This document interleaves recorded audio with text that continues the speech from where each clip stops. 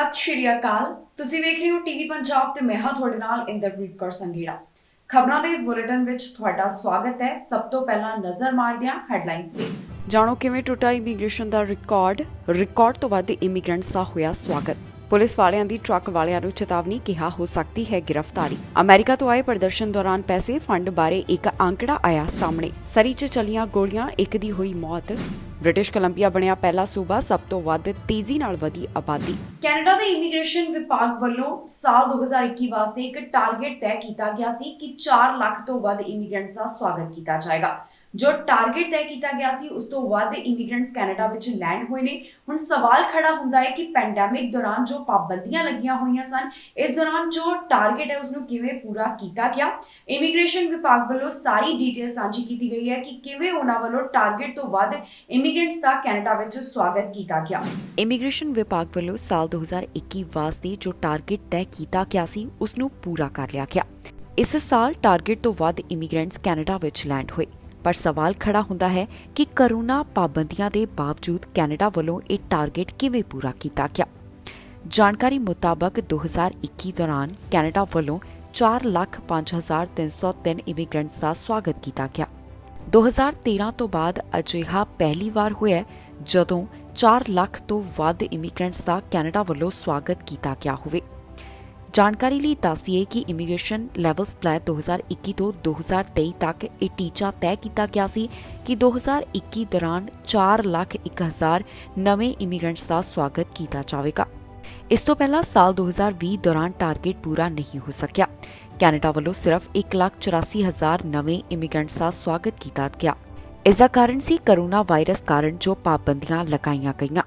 Canada ਵੱਲੋਂ ਟੀਚਾ ਤੈਅ ਕੀਤਾ ਗਿਆ ਸੀ ਕਿ 3,41,000 ਨਵੇਂ ਇਮੀਗ੍ਰੈਂਟਸ ਦਾ ਸਵਾਗਤ ਕੀਤਾ ਜਾਵੇ, ਪਰ ਅਜਿਹਾ ਕਰੋਨਾ ਵਾਇਰਸ ਕਾਰਨ ਮੁਮਕਿਨ ਨਹੀਂ ਹੋ ਸਕਿਆ। ਫਿਰ ਸਾਲ 2021 ਦੌਰਾਨ immigration, refugees and citizenship Canada ਵੱਲੋਂ ਇਹ ਫੋਕਸ ਕੀਤਾ ਗਿਆ ਕਿ ਜਿਹੜੇ ਪਹਿਲਾਂ ਹੀ ਕੈਨੇਡਾ ਵਿੱਚ ਨੇ ਉਹਨਾਂ ਟੈਂਪਰੇਰੀ ਰੈਜ਼ੀਡੈਂਟਸ ਨੂੰ PR ਦਾ ਮੌਕਾ ਦਿੱਤਾ ਜਾਵੇ। ਕੈਨੇਡੀਅਨ ਐਕਸਪੀਰੀਅੰਸ ਕਲਾਸ ਡਰਾਅ ਦੇ ਤਹਿਤ ਰਿਕਾਰਡ ਤੋੜ ਇਨਵੀਟੇਸ਼ਨ ਜਾਰੀ ਕੀਤੇ ਗਏ। ਇਸ ਤੋਂ ਬਾਅਦ ਮਈ ਮਹੀਨੇ ਦੌਰਾਨ IRCC ਵੱਲੋਂ 6 ਇਮੀਗ੍ਰੇਸ਼ਨ ਸਟਰੀਮਸ ਲਾਂਚ ਕੀਤੇ ਗਏ, ਜਿਸ ਵਿੱਚ 90,000 ਦੇ ਕਰੀਬ ਇੰਟਰਨੈਸ਼ਨਲ ਸਟੂਡੈਂਟਸ ਅਤੇ ਟੈਂਪਰੇਰੀ ਫੋਰਨ ਵਰਕਰਸ ਨੂੰ ਇਹ ਮੌਕਾ ਦਿੱਤਾ ਗਿਆ ਕਿ ਉਹ PR ਹਾਸਲ ਕਰ ਸਕਣ। ਆਮ ਤੌਰ ਦੇ ਉੱਪਰ ਇਹ ਹੁੰਦਾ ਹੈ ਕਿ 30% ਦੀ ਨਿਊ ਇਕਨੋਮਿਕ ਕਲਾਸ ਲੈਂਡਿੰਗਸ ਕੈਨੇਡਾ ਵਿੱਚੋਂ ਹੁੰਦੀਆਂ ਨੇ ਤੇ 70% ਦੀ ਅਰਾਈਵਲਸ ਫਰੋਮ ਅਬਰੋਡ ਹੁੰਦੇ ਨੇ, ਪਰ 2021 ਦੌਰਾਨ ਇਸ ਦੇ ਉਲਟ ਦੇਖਣ ਨੂੰ ਮਿਲਿਆ, ਜਿੱਥੇ 70% ਦੀ ਲੈਂਡਿੰਗ ਵਿਦਿਨ ਕੈਨੇਡਾ ਅਤੇ 30% ਦੀ ਕਮਿੰਗ ਫਰੋਮ ਅਬਰੋਡ ਸੀ। ਹੁਣ ਵੀ ਇਮੀਗ੍ਰੇਸ਼ਨ ਵਿਭਾਗ ਵੱਲੋਂ ਕਈ ਕੋਸ਼ਿਸ਼ਾਂ ਕੀਤੀਆਂ ਜਾ ਰਹੀਆਂ ਨੇ ਤਾਂ ਕਿ ਇਮੀਗ੍ਰੇਸ਼ਨ ਦੇ ਪ੍ਰੋਸੈਸ ਵਿੱਚ ਤੇਜ਼ੀ ਲਿਆਂਦੀ ਜਾਵੇ। ਇਸ ਸੰਬੰਧੀ ਇਮੀਗ੍ਰੇਸ਼ਨ ਮੰਤਰੀ ਵੱਲੋਂ 2 ਪੋਰਟਲ ਵੀ ਲਾਂਚ ਕੀਤੇ ਗਏ। ਪਹਿਲਾਂ ਸਪਾਊਸਲ ਵੀਜ਼ਾ ਵਾਲਿਆਂ ਲਈ ਤੇ ਫਿਰ ਫੈਮਿਲੀ ਕਲਾਸ ਵੀਜ਼ਾ ਵਾਲਿਆਂ ਲਈ ਪੋਰਟਲ ਐਲਾਨ ਕੀਤਾ ਗਿਆ, ਜਿਸ ਦੇ ਨਾਲ ਇਹ ਹੋਵੇਗਾ ਕਿ ਉਹ ਘਰ ਬੈਠੇ ਆਪਣੀ ਅਰਜ਼ੀ ਦਾ ਸਟੇਟਸ ਪਤਾ ਕਰ ਸਕਣਗੇ। ਲਾਜ਼ਮੀ ਵੈਕਸੀਨੇਸ਼ਨ ਨੀਤੀ ਦਾ ਵਿਰੋਧ ਲਗਾਤਾਰ ਟਰੱਕ ਡਰਾਈਵਰਸ ਵੱਲੋਂ ਕੀਤਾ ਜਾ ਰਿਹਾ ਹੈ। 14 ਦਿਨ ਅੱਜ ਹੋ ਚੁੱਕੇ ਨੇ। ਪ੍ਰੋਟੈਸਟ ਲਗਾਤਾਰ ਅਜੇ ਵੀ ਜਾਰੀ ਹੈ। ਹੁਣ ਆਟਵਾ ਪੁਲਿਸ ਵੱਲੋਂ ਚੇਤਾਵਨੀ ਜਾਰੀ ਕੀਤੀ ਗਈ ਹੈ। ਉਹਨਾਂ ਦਾ ਕਹਿਣਾ ਹੈ ਕਿ ਬਿਨਾਂ ਵਾਰੰਟ ਦੇ ਉਹਨਾਂ ਵੱਲੋਂ ਗ੍ਰਿਫਤਾਰੀਆਂ ਕੀਤੀਆਂ ਜਾਣਗੀਆਂ ਤੇ ਨਾਲ ਹੀ ਉਹਨਾਂ ਵੱਲੋਂ ਬਾਕੀ ਦੀ ਵੀ ਜਾਣਕਾਰੀ ਸਾਂਝੀ ਕੀਤੀ ਗਈ। ਹੁਣ ਪੁਲਿਸ ਵੱਲੋਂ ਇਹ ਚੇਤਾਵਨੀ ਕਿਉਂ ਦਿੱਤੀ ਗਈ ਹੈ, ਤੁਹਾਨੂੰ ਦੱਸਾਂਗੇ ਅਸੀਂ ਇਸ ਖਬਰ ਵਿੱਚ। ਟਰੱਕ ਡਰਾਈਵਰਸ ਦਾ ਪ੍ਰਦਰਸ਼ਨ ਆਟਵਾ ਵਿੱਚ ਅਜੇ ਵੀ ਜਾਰੀ ਹੈ। ਇਸ ਦੌਰਾਨ ਹੁਣ ਪੁਲਿਸ ਵੱਲੋਂ ਪ੍ਰਦਰਸ਼ਨਕਾਰੀਆਂ ਨੂੰ ਚੇਤਾਵਨੀ ਦਿੱਤੀ ਗਈ। ਇਹ ਚੇਤਾਵਨੀ ਗ੍ਰਿਫਤਾਰੀਆਂ ਨਾਲ ਜੁੜੀ ਹੋਈ ਹੈ। ਦੱਸ ਦਈਏ ਕਿ 14 ਦਿਨ ਦਾ ਸਮਾਂ ਹੋ ਚੁੱਕਿਆ ਹੈ ਜਦੋਂ ਲਾਜ਼ਮੀ ਵੈਕਸੀਨੇਸ਼ਨ ਦਾ ਵਿਰੋਧ ਟਰੱਕ ਡਰਾਈਵਰਸ ਵੱਲੋਂ ਕੀਤਾ ਜਾ ਰਿਹਾ ਹੋਵੇ। ਆਟਵਾ ਡਾਊਨਟਾਊਨ ਵਿੱਚ ਪ੍ਰਦਰਸ਼ਨ ਲਗਾਤਾਰ ਜਾਰੀ ਹੈ। ਇਸ ਦੌਰਾਨ ਹੁਣ ਪੁਲਿਸ ਵੱਲੋਂ ਗ੍ਰਿਫਤਾਰੀਆਂ ਸੰਬੰਧੀ ਚੇਤਾਵਨੀ ਦਿੱਤੀ ਗਈ ਹੈ। ਪੁਲਿਸ ਦਾ ਕਹਿਣਾ ਹੈ ਕਿ ਸੜਕਾਂ ਨੂੰ ਰੋਕਣਾ ਜਾਂ ਸੜਕਾਂ ਨੂੰ ਰੋਕਣ ਵਿੱਚ ਦੂਜਿਆਂ ਦੀ ਮਦਦ ਕਰਨਾ ਜੁਰਮ ਦੀ ਕੈਟੇਗਰੀ ਵਿੱਚ ਆਉਂਦਾ ਹੈ ਤੇ ਜਿਨ੍ਹਾਂ ਵੱਲੋਂ ਅਜਿਹਾ ਕੀਤਾ ਜਾਵੇਗਾ ਉਹਨਾਂ ਨੂੰ ਬਿਨਾਂ ਕਿਸੇ ਵਾਰੰਟ ਦੇ ਚਾਰਜ ਕੀਤਾ ਜਾ ਸਕਦਾ ਹੈ। ਇਸ ਦੇ ਨਾਲ ਹੀ ਪੁਲਿਸ ਦਾ ਕਹਿਣਾ ਹੈ ਕਿ ਵਾਹਨਾਂ ਨੂੰ ਹਿਰਾਸਤ ਵਿੱਚ ਲਿਆ ਜਾ ਸਕਦਾ ਹੈ। ਪੁਲਿਸ ਮੁਤਾਬਕ ਵਿਰੋਧ ਪ੍ਰਦਰਸ਼ਨ ਨਾਲ ਸੰਬੰਧਿਤ ਦੋਸ਼ਾਂ ਦਾ ਸਾਹਮਣਾ ਕਰ ਰਹੇ ਲੋਕਾਂ ਨੂੰ ਅਮਰੀਕਾ ਵਿੱਚ ਬਾਰਡਰ ਪਾਰ ਕਰਨ ਦੀ ਇਜਾਜ਼ਤ ਨਹੀਂ ਹੈ। ਜ਼ਿਕਰਯੋਗ ਹੈ ਕਿ ਸਰਹੱਦ ਪਾਰ ਆਉਣ ਵਾਲੇ ਟਰੱਕ ਡਰਾਈਵਰਸ ਦੀ 15 ਫਰਵਰੀ ਤੋਂ ਲਾਗੂ ਹੋਈ ਲਾਜ਼ਮੀ ਵੈਕਸੀਨੇਸ਼ਨ ਦੀ ਸ਼ਰਤ ਦੇ ਵਿਰੋਧ ਵਿੱਚ ਟਰੱਕ ਡਰਾਈਵਰਸ ਵੱਲੋਂ ਰੈਲੀ ਕੀਤੀ ਜਾ ਰਹੀ ਹੈ ਤੇ ਇਸ ਪ੍ਰੋਟੈਸਟ ਨੂੰ 14 ਦਿਨ ਹੋ ਚੁੱਕੇ ਨੇ। ਇਸ ਰੈਲੀ ਨੂੰ ਫਰੀडम ਰੈਲੀ ਦਾ ਨਾਮ ਦਿੱਤਾ ਗਿਆ ਹੈ। 29 ਜਨਵਰੀ ਨੂੰ ਇਹ ਡਰਾਈਵਰਸ ਆਟਵਾ ਵਿੱਚ ਪਹੁੰਚੇ, ਜਿੱਥੇ ਪ੍ਰੋਟੈਸਟ ਕੀਤਾ ਜਾ ਰਿਹਾ ਹੈ। ਸਰਕਾਰ ਵੱਲੋਂ ਜੋ ਲਾਜ਼ਮੀ ਵੈਕਸੀਨੇਸ਼ਨ ਦੀ ਨੀਤੀ ਲਿਆਂਦੀ ਗਈ ਉਸ ਮੁਤਾਬਕ ਕੈਨੇਡਾ ਦਾਖਲ ਹੋਣ ਤੋਂ ਪਹਿਲਾਂ ਮੋਲੀਕੂਲਰ ਕੋਵਿਡ-19 ਟੈਸਟ ਅਤੇ 2 ਹਫ਼ਤਿਆਂ ਦੇ ਕੁਆਰੰਟਾਈਨ ਤੋਂ ਬਚਣ ਵਾਸਤੇ ਕੈਨੇਡੀਅਨ ਟਰੱਕ ਡਰਾਈਵਰਜ਼ ਨੂੰ ਪੂਰੀ ਤਰ੍ਹਾਂ ਵੈਕਸੀਨੇਟਡ ਹੋਣਾ ਜ਼ਰੂਰੀ ਹੈ। ਹੁਣ ਜਦੋਂ ਡਾਊਨਟਾਊਨ ਵਿੱਚ ਇਹ ਪ੍ਰੋਟੈਸਟ ਚੱਲ ਰਿਹਾ ਤੇ ਆਮ ਲੋਕ ਵੀ ਇਸ ਕਾਰਨ ਕਾਫੀ ਪਰੇਸ਼ਾਨ ਨਜ਼ਰ ਆ ਰਹੇ ਹਨ। ਇੱਥੋਂ ਦੇ ਲੋਕਾਂ ਵੱਲੋਂ ਲਗਾਤਾਰ ਆਪਣੀ ਪਰੇਸ਼ਾਨੀ ਦੱਸੀ ਜਾ ਰਹੀ ਹੈ। ਕਈ ਤਾਂ ਆਪਣਾ ਘਰ ਛੱਡ ਕੇ ਸੁਰੱਖਿਅਤ ਥਾਂ ਤੇ ਜਾਣ ਵਾਸਤੇ ਮਜਬੂਰ ਹੋ ਗਏ ਨੇ। ਇਸ ਸਭ ਦੇ ਦਰਮਿਆਨ ਸਿਟੀ ਵੱਲੋਂ ਨੋਇਸ ਪੋਲਿਊਸ਼ਨ ਨੂੰ ਰੋਕਣ ਸੰਬੰਧੀ $1000 ਦਾ ਜੁਰਮਾਨਾ ਕਰਨ ਦਾ ਐਲਾਨ ਕਰ ਦਿੱਤਾ ਹੈ। ਇਸ ਦੌਰਾਨ ਮੇਅਰ ਜਿਮ ਵਾਟਸਨ ਵੱਲੋਂ ਕਿਹਾ ਗਿਆ ਕਿ ਉਹਨਾਂ ਨੂੰ ਹੋਰ ਪੁਲਿਸ ਫੋਰਸ ਚਾਹੀਦੀ ਹੈ। ਇਸ ਬਾਰੇ ਪ੍ਰਧਾਨ ਮੰਤਰੀ ਜਸਟਿਨ ਟਰੂਡੋ ਦਾ ਕਹਿਣਾ ਹੈ ਕਿ ਉਹਨਾਂ ਨੇ ਓਨਟਾਰੀਓ ਦੇ ਪ੍ਰੀਮੀਅਰ ਡਗਫੋਰਡ ਨਾਲ ਇਸ ਬਾਰੇ ਗੱਲ ਕੀਤੀ ਹੈ। ਲਗਾਤਾਰ ਟਰੱਕ ਡਰਾਈਵਰਜ਼ ਵੱਲੋਂ ਲਾਜ਼ਮੀ ਵੈਕਸੀਨੇਸ਼ਨ ਨੀਤੀ ਦਾ ਵਿਰੋਧ ਕੀਤਾ ਜਾ ਰਿਹਾ ਹੈ। ਇਸ ਪ੍ਰੋਟੈਸਟ ਦੌਰਾਨ GoFundMe ਵਿੱਚ ਫੰਡ ਇਕੱਠਾ ਹੋਇਆ ਸੀ। ਇਸ ਬਾਰੇ ਹੁਣ ਡਿਟੇਲ ਸਾਹਮਣੇ ਆਈ ਹੈ। ਪਤਾ ਚੱਲਿਆ ਕਿ ਜ਼ਿਆਦਾਤਰ ਡੋਨੇਸ਼ਨ ਕੈਨੇਡਾ ਦੇ ਬਾਹਰੋਂ ਆਇਆ ਸੀ। ਅਮਰੀਕਾ ਦਾ ਇਸ ਵਿੱਚ ਨਾਮ ਮੋਰੇ ਆਇਆ, ਜਿਸ ਵਿੱਚ ਪਤਾ ਚੱਲਦਾ ਹੈ ਕਿ ਜ਼ਿਆਦਾਤਰ ਡੋਨੇਸ਼ਨ ਜਿਹੜਾ ਹੈ ਅਮਰੀਕਾ ਤੋਂ ਆਇਆ। ਇਸ ਦਾ ਕੀ ਅੰਕੜਾ ਸਾਹਮਣੇ ਆਇਆ ਤੁਹਾਨੂੰ ਦੱਸਾਂਗੇ ਅਸੀਂ ਇਸ ਖਬਰ ਵਿੱਚ। ਇਸ ਸਮੇਂ ਟਰੱਕਰਜ਼ ਵੱਲੋਂ ਜੋ ਲਾਜ਼ਮੀ ਵੈਕਸੀਨੇਸ਼ਨ ਨੀਤੀ ਦਾ ਵਿਰੋਧ ਕਰਦਿਆਂ ਪ੍ਰਦਰਸ਼ਨ ਕੀਤਾ ਜਾ ਰਿਹਾ ਹੈ। ਇਸ ਦੌਰਾਨ ਜੋ ਡੋਨੇਸ਼ਨ ਆਇਆ ਉਸ ਵਿੱਚ ਜ਼ਿਆਦਾਤਰ ਅਬਰੋਡ ਤੋਂ ਸਨ। ਜੀ ਹਾਂ, GoFundMe ਦੇ ਜ਼ਰੀਏ ਜਿਨ੍ਹਾਂ ਵੱਲੋਂ ਡੋਨੇਸ਼ਨ ਦਿੱਤਾ ਗਿਆ ਉਸ ਵਿੱਚ ਜ਼ਿਆਦਾਤਰ ਡੋਨਰਸ ਉਹ ਸਨ ਜਿਹੜੇ ਕੈਨੇਡਾ ਵਿੱਚ ਨਹੀਂ ਰਹਿੰਦੇ। ਇਹ ਜਾਣਕਾਰੀ ਜੋ ਤਾਜ਼ਾ ਡਾਟਾ ਸਾਹਮਣੇ ਆਇਆ ਉਸ ਤੋਂ ਪਤਾ ਚੱਲਦੀ ਹੈ। GoFundMe ਦੇ ਜ਼ਰੀਏ 563 ਜਾਣਿਆਂ ਵੱਲੋਂ ਦਾਨ ਦਿੱਤਾ ਗਿਆ। ਇਸ ਵਿੱਚੋਂ ਜ਼ਿਆਦਾਤਰ ਡੋਨਰਸ US ਨਾਲ ਸੰਬੰਧਿਤ ਦੱਸੇ ਗਏ, ਜਿਸ ਦਾ ਮਤਲਬ ਹੈ ਕਿ 322 ਡੋਨੇਸ਼ਨ ਅਮਰੀਕਾ ਤੋਂ ਆਏ ਹਨ। ਅਮਰੀਕਨ ਡੋਨਰਸ ਵੱਲੋਂ 63.2% ਡੋਨੇਸ਼ਨ ਦਿੱਤੀ ਗਈ। ਯੂਨਾਈਟਿਡ ਕਿੰਗਡਮ ਤੋਂ 53% ਵੱਲੋਂ ਡੋਨੇਸ਼ਨ ਦਿੱਤਾ ਗਿਆ। ਡਾਟਾ ਤੋਂ ਪਤਾ ਚੱਲਦਾ ਹੈ ਕਿ ਫਰਾਂਸ ਤੋਂ $635 ਅਤੇ ਜਰਮਨੀ ਤੋਂ 18% ਦਾ ਡੋਨੇਸ਼ਨ ਆਇਆ। ਆਸਟ੍ਰੇਲੀਆ ਵਾਸਤੇ ਵੀ 18% ਦਾ ਅੰਕੜਾ ਦੱਸਿਆ ਗਿਆ ਹੈ, ਜਦਕਿ ਨਿਊਜ਼ੀਲੈਂਡ ਵਾਸਤੇ 5% ਦਾ ਅੰਕੜਾ ਸਾਹਮਣੇ ਆਇਆ ਹੈ। ਦੱਸ ਦਈਏ ਕਿ ਫੈਡਰਲ ਸਰਕਾਰ ਵੱਲੋਂ ਜੋ ਲਾਜ਼ਮੀ ਵੈਕਸੀਨੇਸ਼ਨ ਦੀ ਨੀਤੀ ਲਿਆਂਦੀ ਗਈ, ਟਰੱਕਰਜ਼ ਵੱਲੋਂ ਇਸ ਦਾ ਵਿਰੋਧ ਕਰਦਿਆਂ ਓਟਵਾ ਵਿੱਚ ਪ੍ਰੋਟੈਸਟ ਕੀਤਾ ਜਾ ਰਿਹਾ। ਪ੍ਰੋਟੈਸਟ ਦੌਰਾਨ ਪਹਿਲਾਂ GoFundMe ਪਲੇਟਫਾਰਮ ਉੱਪਰ ਫੰਡ ਇਕੱਠਾ ਕੀਤਾ ਗਿਆ ਸੀ, ਪਰ ਬਾਅਦ ਵਿੱਚ GoFundMe ਵੱਲੋਂ ਵੱਡਾ ਫੈਸਲਾ ਲੈਂਦਿਆਂ ਫੰਡ ਦੇ ਉੱਪਰ ਰੋਕ ਲਗਾ ਦਿੱਤੀ ਗਈ। ਇਸ ਬਾਰੇ GoFundMe ਦਾ ਕਹਿਣਾ ਸੀ ਕਿ ਪਹਿਲਾਂ ਇਹ ਪ੍ਰੋਟੈਸਟ ਸ਼ਾਂਤਮਈ ਤਰੀਕੇ ਨਾਲ ਸ਼ੁਰੂ ਹੋਇਆ ਸੀ, ਪਰ ਬਾਅਦ ਵਿੱਚ ਇਸ ਤੋਂ ਹਿੰਸਕ ਘਟਨਾਵਾਂ ਸਾਹਮਣੇ ਆਉਣ ਲੱਗੀਆਂ, ਜਿਸ ਤੋਂ ਬਾਅਦ ਉਹਨਾਂ ਨੇ ਫੰਡ ਉੱਪਰ ਰੋਕ ਲਗਾ ਦਿੱਤੀ। ਹਾਲ ਹੀ 'ਚ ਖਬਰ ਸਾਹਮਣੇ ਆਈ ਸੀ ਕਿ ਹੁਣ ਇੱਕ ਨਵੇਂ ਪਲੇਟਫਾਰਮ ਦੇ ਜ਼ਰੀਏ ਫੰਡ ਇਕੱਠਾ ਕੀਤਾ ਜਾ ਰਿਹਾ, ਜਾਣੀ ਕਿ ਗਿਵ ਸੈਂਡ ਗੋ ਦੇ ਉੱਪਰ ਫੰਡ ਇਕੱਠਾ ਕਰਨ ਦੀ ਜਾਣਕਾਰੀ ਸਾਹਮਣੇ ਆਈ ਹੈ ਤੇ ਹੁਣ ਤੱਕ ਇੱਥੇ ਵੀ ਕਈ ਡੋਨੇਸ਼ਨ ਸਾਹਮਣੇ ਆ ਚੁੱਕੇ ਨੇ। ਜਿਹੜਾ ਇਸ ਪਲੇਟਫਾਰਮ ਉੱਪਰ ਫੰਡ ਇਕੱਠਾ ਹੋਏਗਾ ਉਸ ਨਾਲ ਜੋ ਫਿਊਲ ਦਾ ਖਰਚਾ ਹੈ, ਫੂਡ ਤੇ ਸ਼ੈਲਟਰ, ਇਹਨਾਂ तमाम ਚੀਜ਼ਾਂ ਦਾ ਖਰਚਾ ਕੱਢਿਆ ਜਾਵੇਗਾ। ਪਰ ਹੁਣ ਜੋ ਤਾਜ਼ਾ ਇੱਕ ਡਾਟਾ ਸਾਹਮਣੇ ਆਇਆ ਉਸ ਤੋਂ ਪਤਾ ਚੱਲਦਾ ਹੈ ਕਿ ਜ਼ਿਆਦਾਤਰ ਜਿਹੜੇ ਕੈਨੇਡਾ ਤੋਂ ਬਾਹਰੋਂ ਸਨ ਉਹਨਾਂ ਡੋਨਰਸ ਵੱਲੋਂ GoFundMe ਜ਼ਰੀਏ ਪ੍ਰੋਟੈਸਟ ਵਾਸਤੇ ਡੋਨੇਸ਼ਨ ਦਿੱਤਾ ਗਿਆ। ਇਸ ਵਿੱਚ ਵੱਡਾ ਅੰਕੜਾ ਅਮਰੀਕਾ ਨਾਲ ਸੰਬੰਧਿਤ ਸਾਹਮਣੇ ਆਇਆ ਹੈ। ਸਰੀ ਤੋਂ ਇੱਕ ਕਤਲ ਦਾ ਮਾਮਲਾ ਸਾਹਮਣੇ ਆਇਆ, ਜਿਸ ਦੀ ਜਾਣਕਾਰੀ ਪੁਲਿਸ ਵੱਲੋਂ ਸਾਂਝੀ ਕੀਤੀ ਗਈ। ਉਹਨਾਂ ਦਾ ਕਹਿਣਾ ਹੈ ਕਿ ਇਸ ਦੌਰਾਨ ਇੱਕ ਦੀ ਮੌਤ ਹੋ ਗਈ। ਫਿਲਹਾਲ ਇਸ ਦੀ ਜਾਣੀ ਕਿ ਪੀੜਤ ਦੀ ਪਹਿਚਾਣ ਜਦ ਤੱਕ ਨਹੀਂ ਕੀਤੀ ਗਈ। ਲੈਂਗਲੀ ਤੋਂ ਹੋਮਿਸਾਈਡ ਦਾ ਮਾਮਲਾ ਸਾਹਮਣੇ ਆਇਆ, ਜਿੱਥੇ ਇੱਕ ਵਿਅਕਤੀ ਦੀ ਮੌਤ ਹੋ ਗਈ। ਲੈਂਗਲੀ RCMP ਵੱਲੋਂ ਇਸ ਮਾਮਲੇ ਦੀ ਜਾਣਕਾਰੀ ਸਾਂਝੀ ਕੀਤੀ ਗਈ। ਪੁਲਿਸ ਵੱਲੋਂ ਸਾਂਝੀ ਕੀਤੀ ਗਈ ਜਾਣਕਾਰੀ ਮੁਤਾਬਕ ਉਹਨਾਂ ਨੂੰ 224 ਸਟਰੀਟ ਦੇ 1800 ਬਲਾਕ ਤੋਂ 1:30 ਵਜੇ ਦੇ ਕਰੀਬ ਹੋਮਿਸਾਈਡ ਦੇ ਮਾਮਲੇ ਸੰਬੰਧੀ ਰਿਪੋਰਟ ਮਿਲੀ ਸੀ। ਜਦੋਂ ਆਫੀਸਰਸ ਘਟਨਾ ਵਾਲੀ ਥਾਂ ਉੱਪਰ ਪਹੁੰਚੇ ਤਾਂ ਉਹਨਾਂ ਨੇ ਦੇਖਿਆ ਕਿ ਇਸ ਦੌਰਾਨ ਇੱਕ ਵਿਅਕਤੀ ਮ੍ਰਿਤਕ ਸੀ।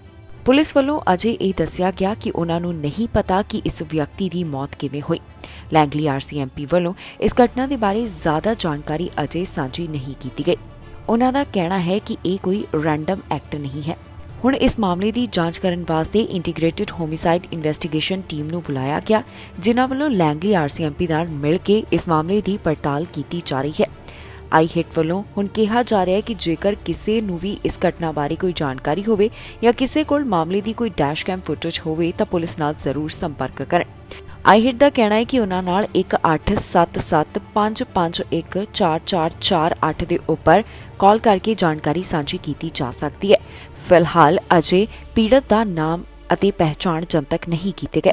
ਹਾਲ ਹੀ ਵਿੱਚ ਕੈਨੇਡਾ ਦੀ ਆਬਾਦੀ ਬਾਰੇ ਜਾਣਕਾਰੀ ਸਾਹਮਣੇ ਆਈ ਤੇ ਨਾਲ ਹੀ ਸਟੈਟਿਸਟਿਕਸ ਕੈਨੇਡਾ ਵੱਲੋਂ ਇਹ ਅੰਕੜਾ ਪੇਸ਼ ਕੀਤਾ ਗਿਆ, ਜਿਸ ਵਿੱਚ ਪਤਾ ਚੱਲਦਾ ਹੈ ਕਿ ਕੈਨੇਡਾ ਦੇ ਅਲੱਗ-ਅਲੱਗ ਸੂਬਿਆਂ ਵਿੱਚੋਂ ਬ੍ਰਿਟਿਸ਼ ਕੋਲੰਬੀਆ ਅਜਿਹਾ ਸੂਬਾ ਹੈ ਜਿੱਥੇ ਵੱਧ ਤੇਜ਼ੀ ਨਾਲ ਆਬਾਦੀ ਵਧੀ ਹੈ। ਇਸੇ ਅੰਕੜੇ ਜਿਹੜੇ ਨੇ ਉਹ ਵੀ ਸਟੈਟਿਸਟਿਕਸ ਕੈਨੇਡਾ ਵੱਲੋਂ ਪੇਸ਼ ਕੀਤੇ ਗਏ। ਕੈਨੇਡਾ ਵਿੱਚ ਬ੍ਰਿਟਿਸ਼ ਕੋਲੰਬੀਆ ਅਜਿਹਾ ਸੂਬਾ ਹੈ ਜਿੱਥੇ ਤੇਜ਼ੀ ਨਾਲ ਆਬਾਦੀ ਵਧੀ। ਇਸ ਦੀ ਜਾਣਕਾਰੀ ਸਟੈਟਿਸਟਿਕਸ ਕੈਨੇਡਾ ਵੱਲੋਂ ਸਾਂਝੀ ਕੀਤੀ ਗਈ। ਜਾਣਕਾਰੀ ਮੁਤਾਬਕ 2021 ਦੌਰਾਨ ਬ੍ਰਿਟਿਸ਼ ਕੋਲੰਬੀਆ ਦੀ ਆਬਾਦੀ 5 ਮਿਲੀਅਨ ਤੋਂ ਵੱਧ ਦਰਜ ਕੀਤੀ ਗਈ। ਇਹ ਜੋ ਆંકੜੇ ਸਟੈਟਿਸਟਿਕਸ ਕੈਨੇਡਾ ਵੱਲੋਂ ਸਾਂਝੇ ਕੀਤੇ ਗਏ, ਇਹ ਦਰਸਾਉਂਦੇ ਹਨ ਕਿ ਬ੍ਰਿਟਿਸ਼ ਕੋਲੰਬੀਆ ਕੈਨੇਡਾ ਦਾ ਅਜਿਹਾ ਸੂਬਾ ਹੈ ਜਿੱਥੇ ਸਭ ਤੋਂ ਵੱਧ ਤੇਜ਼ੀ ਨਾਲ ਆਬਾਦੀ ਵਧੀ। ਆਬਾਦੀ ਦੇ ਮਾਮਲੇ ਵਿੱਚ ਕਿਲੋਨਾ ਦਾ ਨੰਬਰ ਪਹਿਲੇ ਨੰਬਰ ਤੇ ਆਉਂਦਾ ਹੈ, ਜਿੱਥੇ 2016 ਤੋਂ ਲੈ ਕੇ ਹੁਣ ਤੱਕ ਸਭ ਤੋਂ ਵੱਧ ਆਬਾਦੀ ਦਰਜ ਕੀਤੀ ਗਈ। ਇਹ ਸਾਰੀ ਜਾਣਕਾਰੀ ਜੋ 2021 ਦਾ ਸੈਂਸਸ ਸਾਹਮਣੇ ਆਇਆ ਉਸ ਤੋਂ ਪਤਾ ਚੱਲਦੀ ਹੈ। ਚਿਲਾਵੈਕ, ਕੈਮਲੂਪਸ, ਨਾਇਨਾਮੋ ਅਜਿਹੇ 3 ਸ਼ਹਿਰ ਹਨ ਜਿੱਥੇ ਜ਼ਿਆਦਾ ਪਾਪੂਲੇਸ਼ਨ ਦਰਜ ਕੀਤੀ ਗਈ। ਸਟੈਟਿਸਟਿਕਸ ਕੈਨੇਡਾ ਵੱਲੋਂ ਸਾਂਝੀ ਕੀਤੀ ਗਈ ਜਾਣਕਾਰੀ ਮੁਤਾਬਕ 2021 ਦੌਰਾਨ ਬ੍ਰਿਟਿਸ਼ ਕੋਲੰਬੀਆ ਦੀ ਪਾਪੂਲੇਸ਼ਨ 5 ਮਿਲੀਅਨ ਤੋਂ ਵੱਧ ਦਰਜ ਕੀਤੀ ਗਈ, ਜਿਸ ਦਾ ਮਤਲਬ ਹੈ ਕਿ 7.6% ਨਾਲ ਪਾਪੂਲੇਸ਼ਨ ਇੱਥੇ ਵਧੀ ਹੈ। ਇਸ ਤੋਂ ਇਲਾਵਾ ਆਬਾਦੀ ਬਾਰੇ ਜੋ 2021 ਦਾ ਡਾਟਾ ਸਾਹਮਣੇ ਆਇਆ, ਉਸ ਮੁਤਾਬਕ ਪ੍ਰਿੰਸ ਐਡਵਰਡ ਆਈਲੈਂਡ ਵਿੱਚ 8% ਨਾਲ ਤੇ ਯੂਕੌਨ ਵਿੱਚ 12.1% ਨਾਲ ਵੱਧ ਆਬਾਦੀ ਦਰਜ ਕੀਤੀ ਗਈ।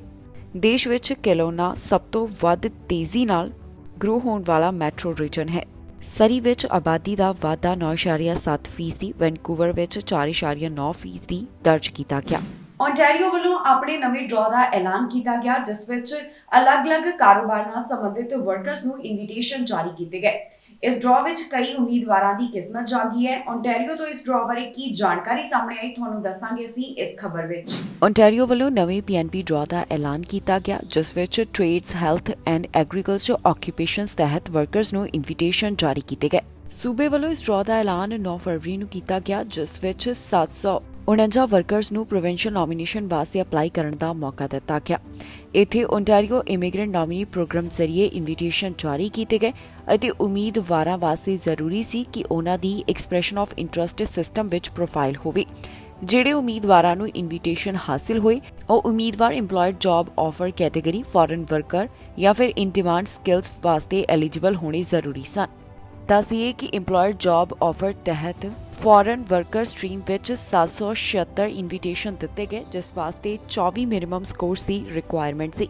Employed job offer foreign worker stream ਤਹਿਤ 166 ਇਨਵੀਟੇਸ਼ਨ ਦਿੱਤੇ ਗਏ ਅਤੇ ਇਸ ਵਾਸਤੇ 41 ਸਕੋਰ ਰਿਕੁਆਇਰਮੈਂਟ ਰਹੀ।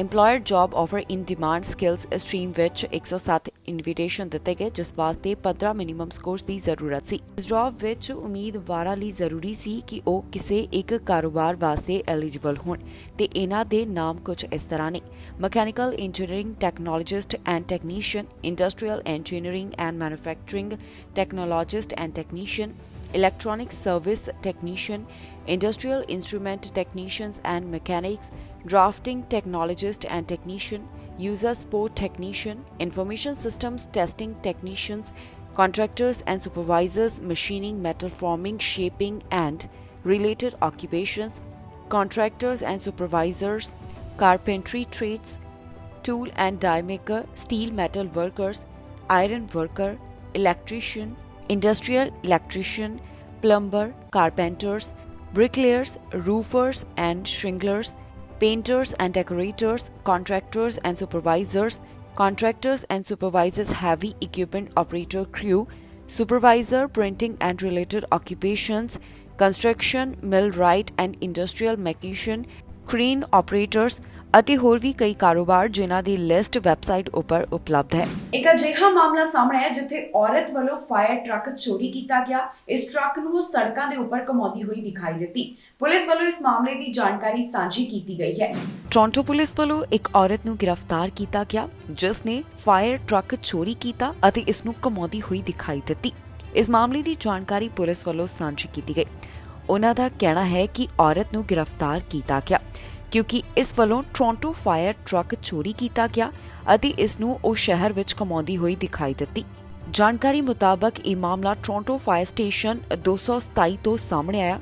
ਇਹ ਚੋਰੀ ਦੀ ਘਟਨਾ ਇੱਥੇ 4:45 ਦੇ ਕਰੀਬ ਵਾਪਰੀ। ਪੁਲਿਸ ਦਾ ਕਹਿਣਾ ਹੈ ਕਿ ਕਿਸੇ ਵੱਲੋਂ ਸਟੇਸ਼ਨ ਦੇ ਵਿੱਚ ਦਾਖਲ ਹੋ ਕੇ ਫਾਇਰ ਟਰੱਕ ਚੋਰੀ ਕੀਤਾ ਗਿਆ। ਪੁਲਿਸ ਨੂੰ ਦਰਵਾਜ਼ੇ ਦਾ ਹਿੱਸਾ ਸੜਕ ਦੇ ਉੱਪਰ ਮਿਲਿਆ ਤੇ ਹੁਣ ਜਿਸ ਔਰਤ ਵੱਲੋਂ ਅਜਿਹਾ ਕੀਤਾ ਗਿਆ, ਭਾਵ ਕਿ ਜਿਸ ਵੱਲੋਂ ਟਰੱਕ ਚੋਰੀ ਕੀਤਾ ਗਿਆ, ਉਸ ਔਰਤ ਨੂੰ ਗ੍ਰਿਫਤਾਰ ਕੀਤਾ ਗਿਆ ਅਤੇ ਉਸ ਦੇ ਉੱਪਰ ਅਜੇ ਚਾਰਜਸ ਨਹੀਂ ਲਗਾਏ ਗਏ। ਇਸ ਔਰਤ ਦੀ ਪਹਿਚਾਣ ਪੁਲਿਸ ਵੱਲੋਂ ਅਜੇ ਜਨਤਕ ਨਹੀਂ ਕੀਤੀ ਗਈ। ਉਹਨਾਂ ਵੱਲੋਂ ਸਿਰਫ ਇਹੀ ਦੱਸਿਆ ਗਿਆ ਹੈ ਕਿ ਔਰਤ ਦੀ ਉਮਰ 28 ਸਾਲ ਦੇ ਕਰੀਬ ਹੈ। ਫਿਲਹਾਲ ਪੁਲਿਸ ਨੇ ਕਿਹਾ ਹੈ ਕਿ ਉਹਨਾਂ ਨੂੰ ਅਜੇ ਇਸ ਬਾਰੇ ਕੋਈ ਜਾਣਕਾਰੀ ਨਹੀਂ ਕਿ ਇਹ ਮਾਮਲਾ ਜੋ ਇਸ ਸਮੇਂ ਪ੍ਰੋਟੈਸਟ ਚੱਲ ਰਿਹਾ ਉਸ ਨਾਲ ਸੰਬੰਧਿਤ ਹੈ ਜਾਂ ਫਿਰ ਨਹੀਂ।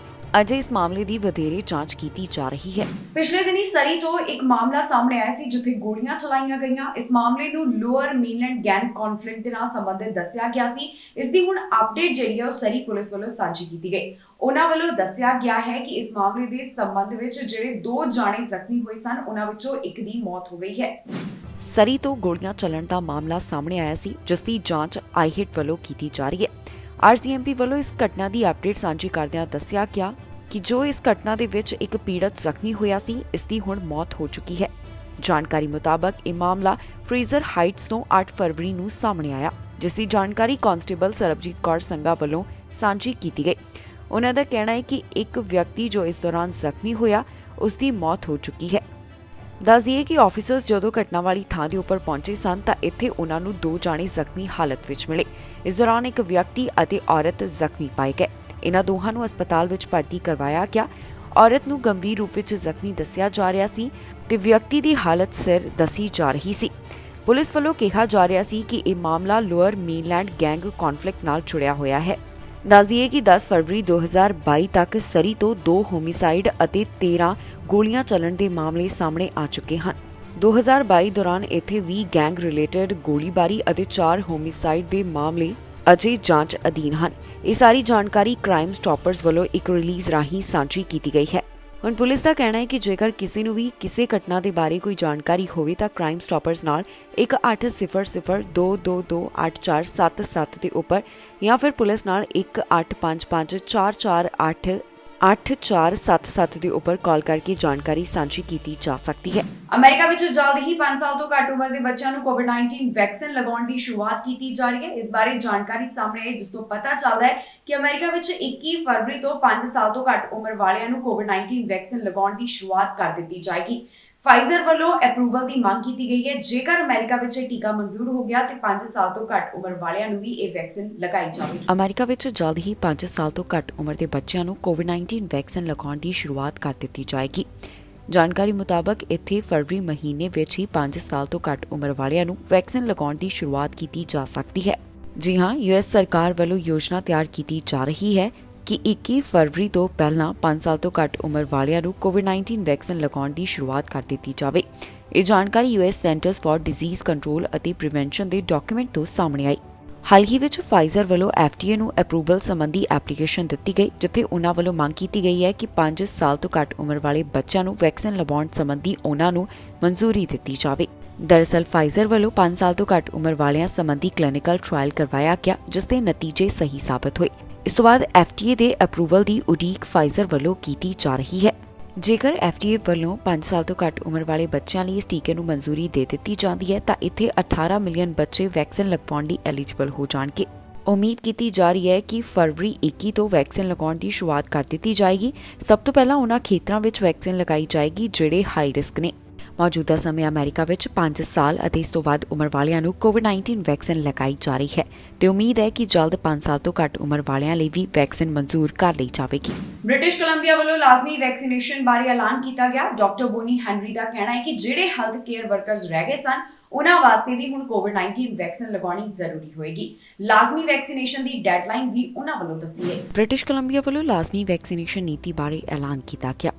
ਬਾਕੀ ਰਹਿੰਦੇ ਹੈਲਥ ਕੇਅਰ ਵਰਕਰਸ ਵਾਸਤੇ ਵੀ ਕੋਵਿਡ-19 ਵੈਕਸੀਨ ਨੂੰ ਲਾਜ਼ਮੀ ਕੀਤਾ ਜਾ ਰਿਹਾ ਹੈ। ਇਸ ਬਾਰੇ provincial health officer doctor Bonnie Henry ਵੱਲੋਂ ਜਾਣਕਾਰੀ ਸਾਂਝੀ ਕਰਦਿਆਂ ਕਿਹਾ ਗਿਆ ਕਿ ਫੈਮਿਲੀ ਡਾਕਟਰ, ਡੈਂਟਿਸਟ, ਫਿਜ਼ੀਓਥੈਰੇਪਿਸਟ ਅਤੇ ਫਾਰਮਾਸਿਸਟ ਵਾਸਤੇ ਵੀ ਹੁਣ ਕੋਵਿਡ-19 ਵੈਕਸੀਨ ਲਾਜ਼ਮੀ ਹੋਵੇਗੀ। ਇਹਨਾਂ ਵਾਸਤੇ ਜ਼ਰੂਰੀ ਹੋਵੇਗਾ ਕਿ ਉਹ 24 ਮਾਰਚ 2022 ਤੋਂ ਪਹਿਲਾਂ ਕੋਵਿਡ-19 ਵੈਕਸੀਨ ਦੇ ਦੋਨੋਂ ਡੋਜ਼ ਹਾਸਲ ਕਰ ਲੈਣ। ਡਾਕਟਰ ਬੋਨੀ ਹੈਨਰੀ ਵੱਲੋਂ ਸਾਂਝੀ ਕੀਤੀ ਗਈ ਜਾਣਕਾਰੀ ਮੁਤਾਬਕ ਮੈਡੀਕਲ ਐਗਜ਼ੈਂਪਸ਼ਨ ਦਿੱਤੀ ਜਾ ਸਕੇਗੀ। ਇਸ ਦੌਰਾਨ ਬੋਨੀ ਹੈਨਰੀ ਵੱਲੋਂ ਹੋਰ ਕੀ ਕਿਹਾ ਗਿਆ, ਆਓ ਤੁਹਾਨੂੰ ਸੁਣਾਉਂਦੇ ਹਾਂ। People to know we will be posting additional guidance under the Food and Liquor Serving Premises Order, basically at the request of industry to support businesses that don't normally serve food. So that's bars and nightclubs in general. And from the very beginning, they have been able to repurpose their business or reorient their business to serve food. There's been more interest in that in the last few weeks since we changed the orders around liquor serving premises. And so we've been working on this consultation with industry, and we'll be providing the clarification of what they need to do to be able to serve food in those premises. As well, in follow-up to the notice that was given in October, we are moving ahead with the new order in place for regulated health professionals.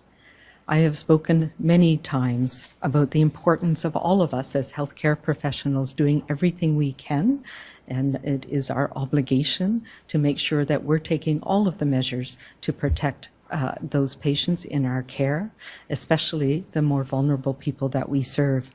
As well, it is important for us to protect our own health as part of being able to continue to contribute into the healthcare of others during this challenging time.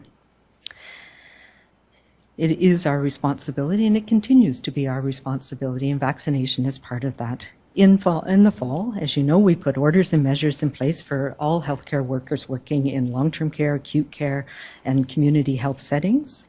And for several months now, we've been working with the health professional colleges to sort through the details of that vaccine requirement that we gave notice on in October. It's ensuring that we have a consistent supported standard across healthcare so that all regulated health professionals are held to the same standard. Canada the governor general corona virus ਦਾ ਸ਼ਿਕਾਰ ਹੋਏ ਨੇ, ਜਿਸ ਦੀ ਜਾਣਕਾਰੀ Twitter ਦੇ ਰਾਹੀਂ ਸਾਂਝੀ ਕੀਤੀ ਗਈ ਹੈ।